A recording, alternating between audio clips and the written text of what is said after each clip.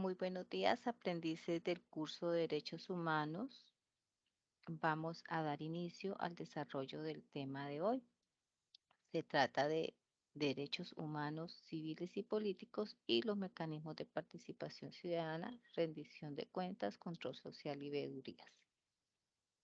Para iniciar, vamos a describir qué son los derechos civiles y políticos. Son aquellos derechos que protegen la libertad del individuo de su vulneración, eh, ya sea por parte a los gobiernos, les corresponde cumplir con ese deber de protegerlos, respetarlos y hacerlos cumplir. Entonces, hay que protegerlos de que sean vulnerados. ¿De quiénes? De organizaciones sociales o de individuos privados em, y al margen de la ley, que pueden alterar ese bienestar y ese goce y disfrute de los derechos civiles y políticos. Entonces al Estado le corresponde asegurar la capacidad de cada individuo de participar en la vida política de la sociedad y el Estado libre de toda discriminación o represión. Los derechos civiles incluyen garantizar la integridad física. Vemos quién está aquí entrando.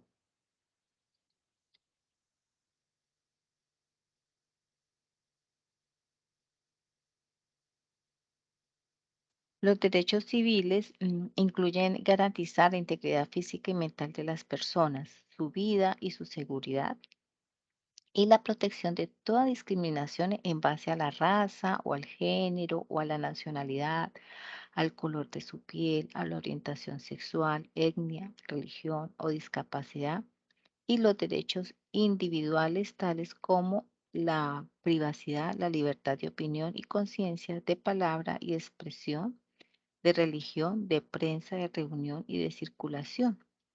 Mientras que los derechos políticos incluyen el derecho a una, por ejemplo, a una tutela judicial,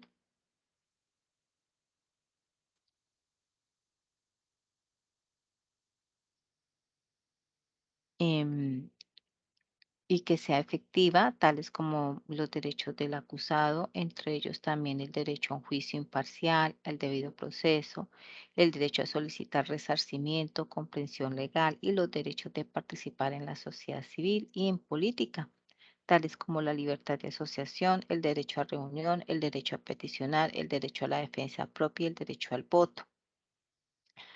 Para ratificar estos derechos se firmó el Pacto Internacional de los Derechos Civiles y Políticos.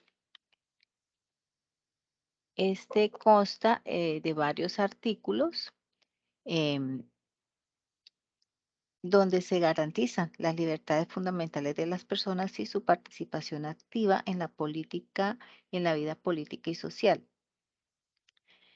Pero, ¿qué es el Pacto Internacional de los Derechos Civiles y Políticos? Es un tratado internacional que fue aprobado por la Asamblea General de las Naciones Unidas en su resolución 2200A del 16 de diciembre de 1966 y consta de un preámbulo y 53 artículos y entró en vigor el 23 de marzo de 1976 y en Colombia se incluyeron en la Constitución en el año de 1991.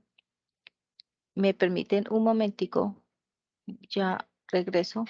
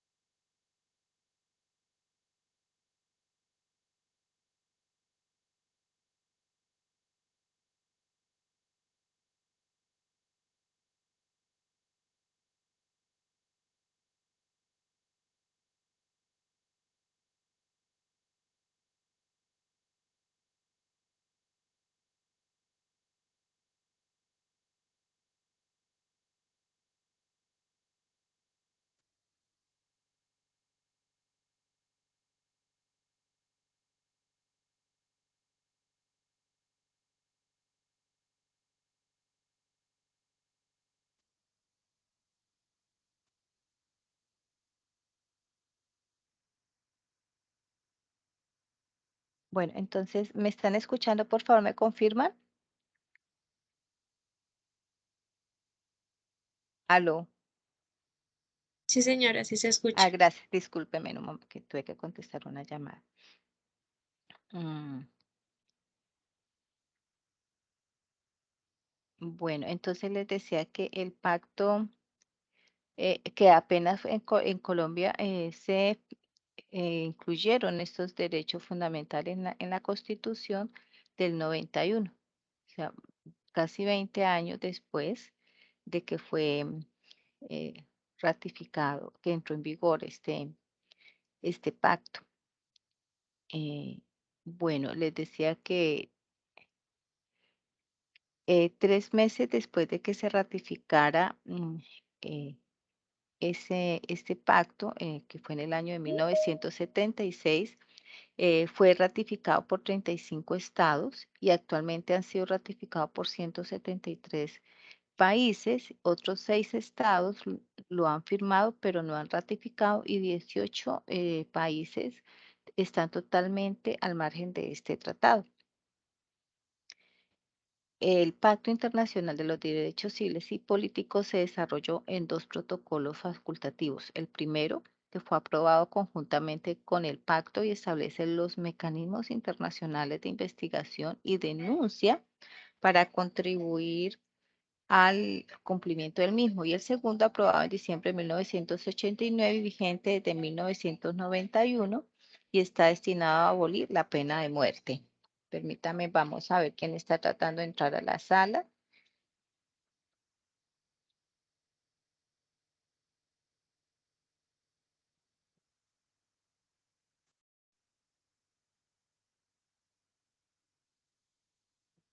Bueno, entonces,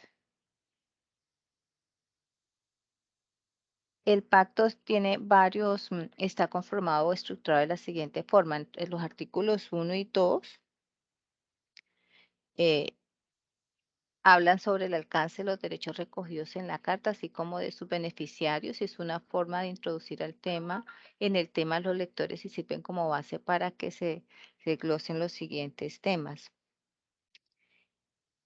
Y permítame, respondo esto.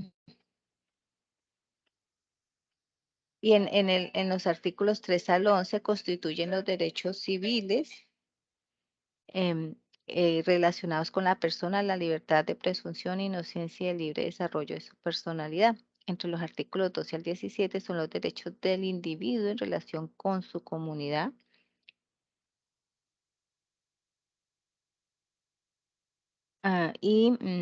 Pero que por lo general tienen, de acuerdo a cómo cada país lo ha reglamentado, ¿cierto? Para nosotros está entre los artículos 11 al 40 de nuestra Constitución, y son de obligatorio cumplimiento, son los derechos fundamentales. Y entre los artículos 18 al 21, estos artículos recogen derechos relacionados con la libertad de pensamiento, de conciencia, de religión y libertad y de política. Y entre los artículos del 22 al 17, eh,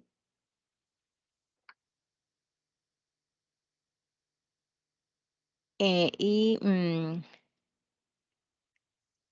entre los artículos, perdónenme, entre los artículos 22 al 17, esta categoría engloba todo lo que se refiere a los derechos económicos, sociales, culturales y ambientales, que es el segundo pacto hermano. Después, mañana, en la próxima clase, la siguiente semana, vamos a hablar sobre este Pacto Internacional de los Derechos Económicos, Sociales, Culturales y Ambientales. Y está en la otra parte de este Pacto Internacional de los Derechos Civiles y Políticos, están los artículos del 28 al 30, donde se recogen todas las condiciones y los límites de los derechos enunciados en la Carta, y también los deberes que debemos asumir cada uno de nosotros en contexto, desde el punto de vista individual y en relación con la comunidad. Como les decía, pues en Colombia estos derechos civiles y políticos eh, están enunciados en nuestra Constitución del 91 y entre los artículos 11 al 41. En el artículo 11 nos habla del derecho a la vida, en el artículo 12 el derecho a la integridad personal, en el 13 el derecho a la libertad e igualdad ante la ley, en el 14 derecho a la personalidad jurídica, en el 15 el derecho a la intimidad personal y familiar y al buen nombre, en el 16 el derecho al libre desarrollo de la personalidad, en el 17 la de prohibición de toda forma de esclavitud, en el 18 libertad de conciencia, en el 19 la libertad de cultos, en el 20 la libertad de expresión e información, en el 21 el derecho a la honra, en el 22 la paz como un derecho y un deber, la del artículo 23 como derecho de petición, en el artículo 24 el derecho a la circulación y residencia, en el 25 el derecho al trabajo, en el 26 la libertad de conocer o de escoger o de seleccionar profesión u oficio, en el 27 la libertad de enseñanza, aprendizaje, investigación y cátedra, en el 28 el derecho a la libertad personal, en el 21 el derecho al debido proceso, en el 29 el habeas corpus, en el 31 el principio de las dos instancias, en el 23 la aprehensión en fragancia, en el artículo 33 el derecho a la no autoincriminación, en el artículo 34 la prohibición de ciertas penas, en el 35 la extradición, en el artículo 36 el derecho de asilo, en el 37 el derecho de reunión y manifestación, en el 38 el derecho de asociación, en el 39 el derecho a la sindicalización y en el artículo 40 el derecho a de participación, en el 41 el estudio de la Constitución y la instrucción cívica. Ahora, como les mencionaba, en esos artículos de la Constitución del 91, que se enuncian estos derechos civiles y políticos, también se enuncian unos artículos reglamentarios, unos artículos específicos sobre cómo proteger a las personas de que esos derechos sean vulnerados. Y para esto en Colombia se reglamentaron esos derechos de protección con la ley 134 del 94. Eh, y esta ley también fue modificada y complementada con la ley 1757 del 2015. ¿Qué dice esa ley? Lo vamos a ver en este pequeño video, corto video, que nos la relación y luego ampliamos la información. ¿Sientes que vives en una democracia? ¿Sientes que tu voz cuenta para las decisiones del país? Si crees que no, este video te puede servir. Desde la perspectiva del Ministerio del Interior, te explicaremos en un par de minutos una regla de juego fundamental al momento de participar en la vida social. Se trata de la organización. El Estado es el organismo que nos permite vivir en sociedad. Y es claro que como sociedad, nuestros intereses y maneras de pensar no siempre convergen en un mismo punto, y así, lo que en cierto momento luce como una solución ideal para unos, puede ser un problema para otros. Es por esto que la insatisfacción ciudadana se ha convertido en una constante. Más aún, la desconfianza tiende fácilmente hacia un escepticismo que nos paraliza, y por esta razón muchas veces dejamos de participar. Pero entonces, ¿qué podemos hacer para participar en las decisiones del Estado? Básicamente la respuesta es organización. La organización es el lenguaje del Estado. Es lo que permite conectar la voluntad diversa de la ciudadanía con las decisiones del gobierno. O sea, organizarse es la estrategia más efectiva para buscar el cambio. En la Constitución de 1991, la participación ciudadana se consolidó como un derecho fundamental. Por decirlo de alguna manera, esta participación es la condición para que el Estado democrático sea posible. Y como es obligatorio defender cada vez más este tipo de derechos, el 6 de julio del año 2015 se aprobó una gran herramienta para garantizar y fortalecer la participación de los ciudadanos. Se le llamó Ley Estatutaria 1757 de Participación Ciudadana. No es el nombre más bonito, pero lo importante es saber en qué consiste. En esencia, esta ley orienta a la participación ciudadana bajo tres pilares fundamentales. El primero tiene que ver con los mecanismos de participación. Esto incluye la consulta popular, el cabildo abierto, el plebiscito, el referendo, la iniciativa popular, la revocatoria del mandato y, por supuesto, el voto. El segundo pilar reúne la rendición pública de cuentas y el control social a lo público. Esta función doble contiene un disolvente para limpiar y hacer transparentes los movimientos de la administración. Resuelve preguntas como ¿cuánta plata hay? ¿Qué se va a hacer con ella? ¿Qué se hizo ya? ¿Y cómo se hizo? Esta modalidad permite a cada ciudadano exigir respuestas oportunas sobre asuntos relevantes. Y finalmente, la parte novedosa de esta ley es la coordinación para la participación ciudadana. Para ello se creó un órgano de deliberación y permanente asesoría, el Consejo Nacional de Participación Ciudadana, el cual reúne al Ministerio del Interior, el Departamento Nacional de Planeación, un representante por las gobernaciones y otro por las alcaldías de todo el país, así como líderes de diversas organizaciones de la sociedad civil. Entonces, antes de que abandones la esperanza por un cambio favorable y te entregues al círculo interminable de las quejas y los tiros al aire, te invitamos a saber más de todo esto en el sitio web participación.mininterior.gov.co.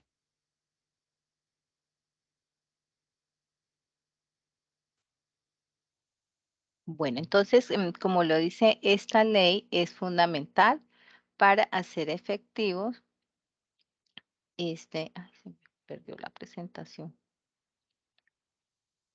Para hacer efectivo ese goce y disfrute de los derechos humanos. Mm,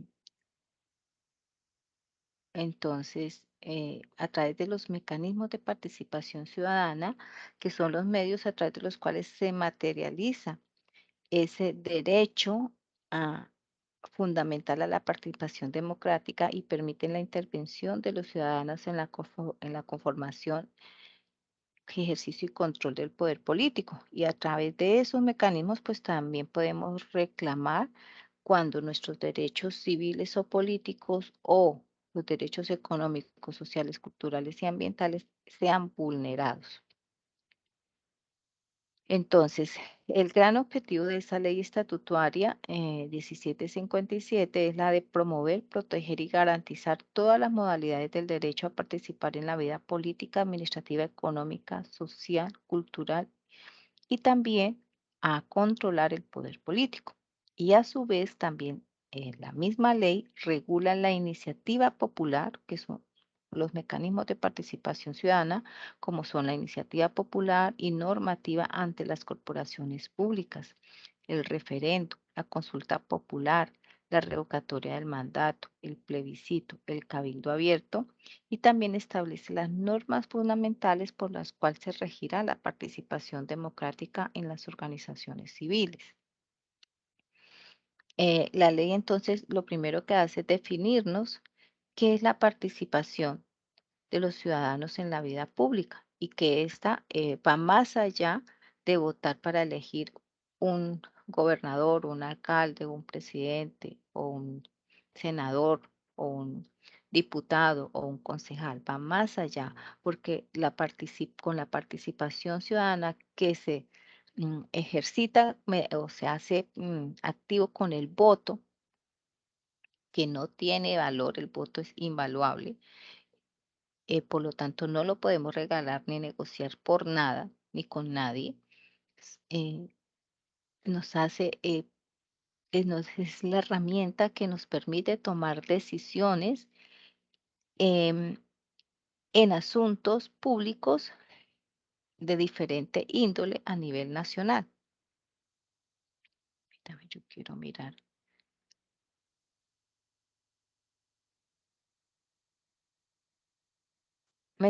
Por favor, me confirma si están viendo la pantalla y si están escuchando. Sí, señora. Ok, gracias. Que no, había mucho silencio. Gracias.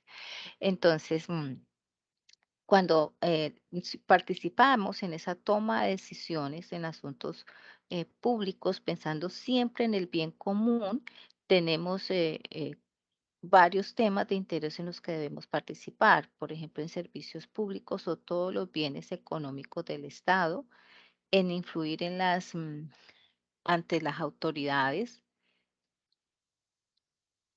ante las autoridades gubernamentales y públicas para la toma de decisiones También nos sirve esa participación para ejercer control y supervisión sobre la gestión de que realizan los funcionarios públicos, los representantes y gobernantes, y elaborar acuerdos a través de leyes o de normas em, ante las autoridades o con actores de los diferentes estamentos estatales.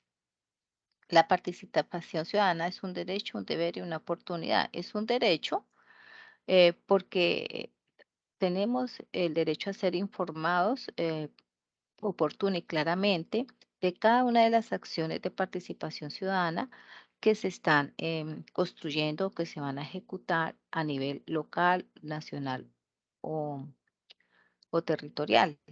Eh, es un derecho que tenemos todos de participar en cada una de las fases, tanto de planeación, implementación y seguimiento y evaluación a esos procesos de participación o procesos electorales. eh, y también es un derecho porque estamos como personas, como individuos de una sociedad, debemos organizarnos y para fortalecer esos procesos de participación a través de las diferentes eh, acciones que se realicen desde las asociaciones como sociedad para tomar decisiones. Es un derecho porque debemos recibir información oportuna, veraz y clara para poder eh, hacer parte de esos procesos de participación y también es un derecho para acceder a formaciones, a capacitaciones en temas de democracia y en temas de derechos humanos. Es es una responsabilidad, un deber ciudadano en interesarnos por los diversos asuntos públicos del territorio. Mm, Segundo, informarnos sobre los aspectos de interés público que sean sometidos a procesos de decisión electoral. Es un deber respetar las decisiones tomadas en esos procesos democráticos y si no hemos votado, pues con mayor razón.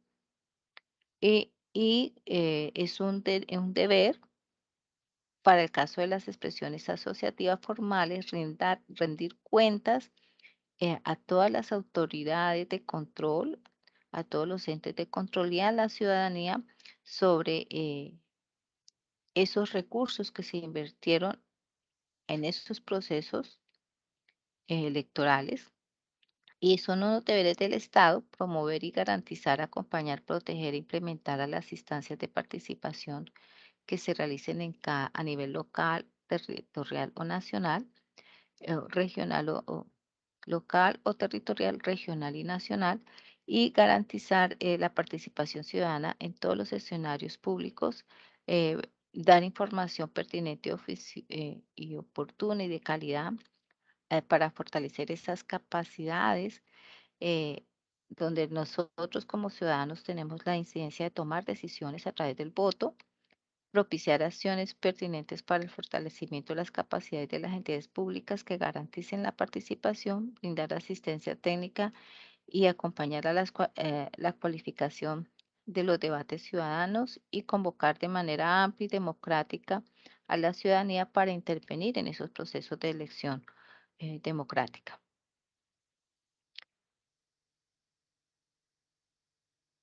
La ley 1757, les decía, tiene y nos lo decía también en el video, tiene un, un aspecto muy esencial que es reglamentar y complementar los mecanismos de participación ciudadana.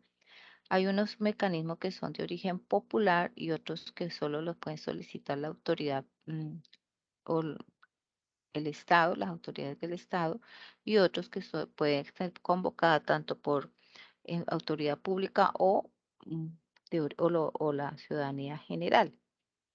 Entonces, dentro de esos mecanismos que pueden ser, que son de origen popular, únicamente está la iniciativa popular y legislativa y normativa ante las corporaciones y el cabildo abierto y la revocatoria del mandato. de alcaldes o gobernadores. Las que solo la pueden pedir el gobierno es el plebiscito y las que pueden ser convocados tanto por el pueblo como por la autoridad pública está el referendo derogatorio o el referendo aprobatorio, la consulta popular nacional, la consulta popular a nivel departamental, distrital, municipal y local. Dentro de esos mecanismos eh, de participación ciudadana hay unas reglas comunes para todos, eh, y es que dentro estos aspectos normativos se comparten esas reglas. Y la primero, por ejemplo, es la convocatoria o composición del promotor o del comité promotor, de acuerdo a cómo se den, a cómo se, a la clase de mecanismo que se esté solicitando realizar. También los requisitos generales para la inscripción de mecanismos de participación ciudadana. Hay un registro de propuestas sobre mecanismos de participación ciudadana. Hay unos formularios de recolección de firmas o apoyos ciudadanos establecidos por la Registraduría Nacional y el Consejo Nacional Electoral. Está el plazo para la recolección de esos apoyos ciudadanos y entrega de formularios. Está la fijación de tope de las campañas de recolección de apoyos ciudadanos. La verificación del plazo para la verificación de esas firmas y la certificación de esas mismas firmas. Están las materias que pueden ser objeto de iniciativa popular legislativa y normativa, el referendo o la consulta popular. Em, y como les decía, esta ley contiene esos aspectos generales referidos a los mecanismos de participación que tienen que ver con las corporaciones públicas. Y entre ellos están, pues, les reitero, el cabildo abierto y sus principales elementos. O sea, cómo se procede, cuál es el procedimiento para convocarlo, para solicitarlo a la registraduría, quiénes, cómo, cómo se puede financiar. Todo lo reglamenta la registraduría y la misma ley, así como la convocatoria y la campaña de otros mecanismos como el plebiscito, la consulta popular en todos los niveles territoriales y los referentes de iniciativa del sector ejecutivo. Ahora, para convocar a esos mecanismos directos de origen popular, hay un número de firmas o de apoyos exigidos para poderlos convocarlos. Y la ley es clara, lo describe. Entonces, la consulta, por ejemplo, la consulta popular de origen ciudadano o la iniciativa de referendo constitucional y la iniciativa popular de acto legislativo de la ley requieren del 5% de del censo electoral. Y para una iniciativa de referendo derogatorio de una ley se requiere el 10% de firmas del censo electoral. Y para consulta popular de origen ciudadano o para iniciativa popular normativa, se requiere del 10% de firmas del censo electoral. Y para una revocatoria del mandato, se requiere el 30% de firmas de los votos que obtuvo el candidato que se quiere revocar. Ahora, en cuanto a la convocatoria y aprobación de los mecanismos de origen gubernamental, si es un referéndum, la debe convocar el presidente con la firma de todos los ministros e informa al Congreso y se aprueba con la decisión mayoritaria siempre que participe más del 50% del censo electoral. Si es una consulta popular nacional, la convoca el presidente con la firma de todos los ministros y previo concepto favorable del Senado de la República y se aprueba con el voto afirmativo de la mitad más uno y que participe la tercera parte, el 50% del censo electoral. Si es una consulta popular, para convocarla, o sea, para modificar la Constitución del 91 se debe convocar al Congreso mediante ley aprobada por la mayoría de los miembros de las dos cámaras, o sea, Senado y Cámara de Representantes, y él se aprueba con la decisión eh, de al menos la tercera parte del censo electoral. Y la consulta popular territorial la puede convocar los gobernadores o los alcaldes con la firma de los secretarios de despacho y se aprueba con el voto afirmativo de la mitad más uno y que participe la tercera parte del 50% del censo electoral. Y los referendos de iniciativa gubernamental la debe firmar el presidente de la República, si es nacional, con la firma de todos sus ministros, o los gobernadores o los alcaldes, si es departamental o regional, y pues las respectivas firmas de todos los secretarios de despacho, y se aprueba con el voto afirmativo de, de la mitad, de más de la mitad, y que participe la cuarta parte del censo electoral. Ahora, la decisión sobre la revocatoria de del mandato de un gobernador o un alcalde se aprueba con el voto afirmativo de la mitad más uno y que participe el 40% de la votación total válida registrado por el candidato que se va a revocar el mandato. Ahora, ¿qué es el censo electoral? Es un instrumento técnico elaborado por la Registraduría Nacional del Estado Civil que le permite a la organización electoral planear, organizar, ejecutar y controlar los certámenes electorales y los mecanismos de participación ciudadana. Y este está constituido por tres factores importantes. El primero es la inscripción de las cédulas de las de las personas que cumplen la mayoría de edad eh, o expiden su cédula por primera vez. La inscripción de cédulas de las personas que se trasladan desde su lugar de residencia y menos la baja de las cédulas de todas las personas que hacen parte de las fuerzas militares. En cuanto a la rendición de cuentas, en esta ley entiende por rendición de cuentas ese proceso conformado por un conjunto de normas, de procedimientos, metodologías, estructuras, prácticas y resultados mediante las cuales las entidades de la administración pública, tanto a nivel nacional o municipal, y los servidores públicos de cada una de esas entidades informan, explican y dan a conocer los resultados de la gestión que han realizado a quienes, a los ciudadanos, a la sociedad civil en general, a otras entidades públicas y a los organismos de control a partir de la promoción del diálogo y la presentación de informes o de información. Este proceso tiene como finalidad que la búsqueda de la transparencia en la gestión de la administración pública.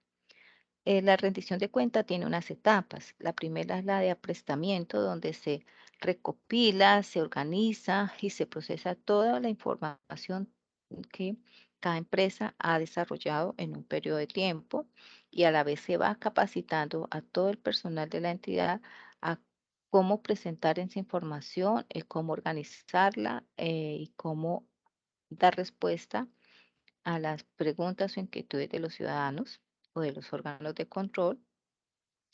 La tercera etapa es la de la publicación y presentación de la información eh, con anterioridad y convocando, organizando y convocando el evento en la que se va a presentar esa información. En la cuarta fase y la quinta fase es hacerle un seguimiento a esa a la presentación de esa información y ese seguimiento se hace a través de las respuestas que debe dar a las personas o a los organismos de control que solicitaron aclarar eh, temas relacionados con esa información que está presentando cada entidad.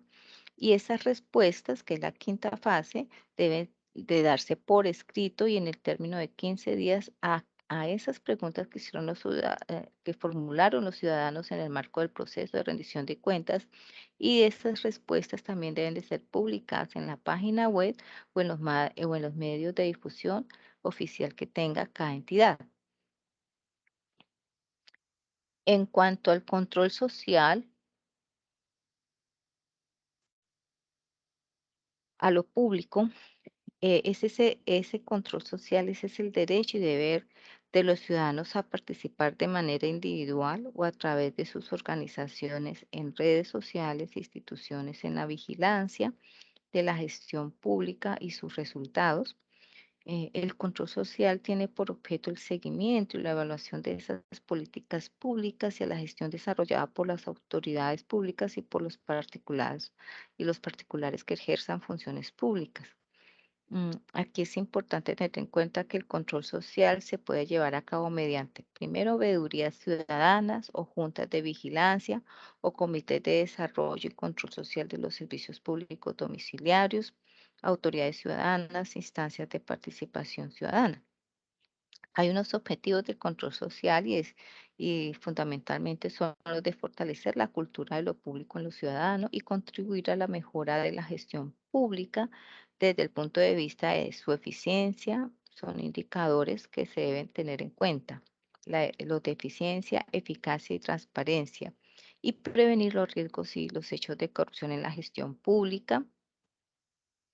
eh, Fortalecer la participación ciudadana para que contribuya a que las autoridades hagan un buen manejo transparente y eficiente de los asuntos y los recursos públicos y apoyar y complementar la labor de los organismos de control en la realización de sus funciones legales y constitucionales, que son las de vigilar desde el punto fiscal y disciplinario en la gestión pública.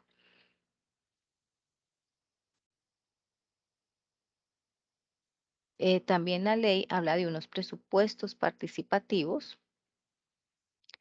eh, Y en cuanto a estos presupuestos participativos, pues lo primero es que te establece que cada municipio, en cada municipio se debe definir un porcentaje del presupuesto que tiene cada municipio de los ingresos de libre destinación para asignarlos a ese rubro de participación.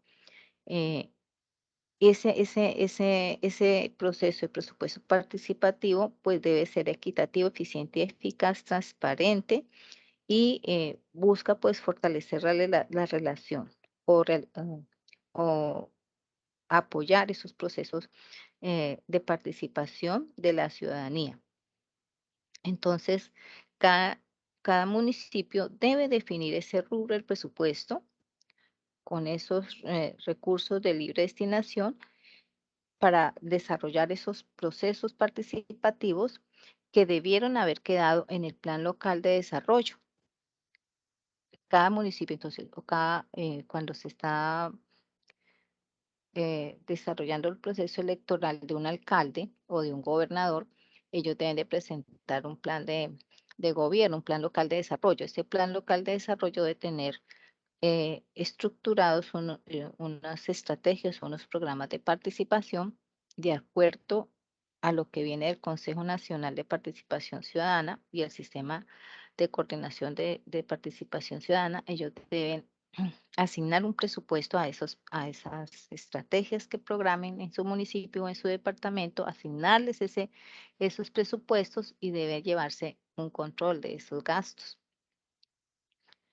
Entonces, la ley 1757 garantizó esos recursos para la promoción y ejercicio de la participación ciudadana en Colombia y creó un fondo para la participación ciudadana y el fortalecimiento de la democracia, con el cual se alimenta con esos recursos asignados en el presupuesto nacional, departamental y municipal, en donde cada uno de los entes territoriales pues debe tener claro ese rubro presupuestal y esos dineros para financiar esas actividades. Esos recursos de los entes territoriales también se puede alimentar con donaciones de dinero y en especie legalmente aceptadas. Hay unos recursos de cooperación internacional que impulsan también la intervención de la ciudadanía en la gestión pública con aportes de cooperación a través de aportes de cooperación internacional Ese fondo también se puede financiar con recursos del sector privado orientados a la participación ciudadana a través de créditos nacionales e internacionales, y también se puede financiar con recursos de entidades públicas del orden nacional, con bienes y derechos y recursos adjudicados de acuerdo con la ley.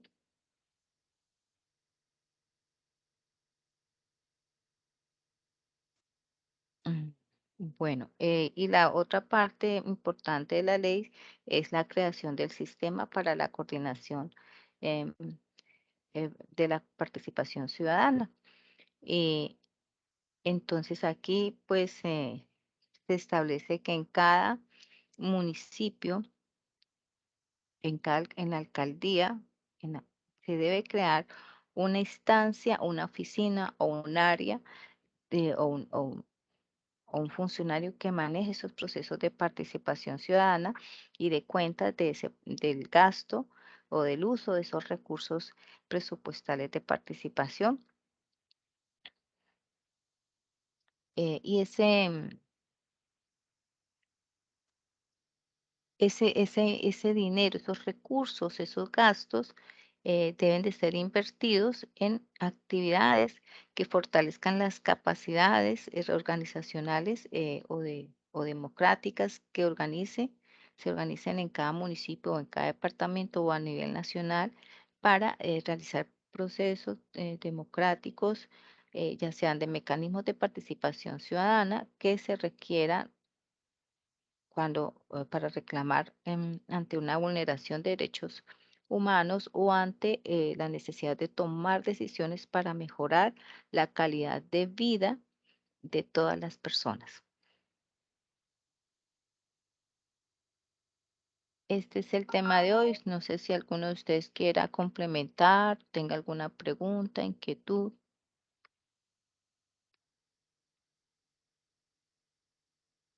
o si está todo claro.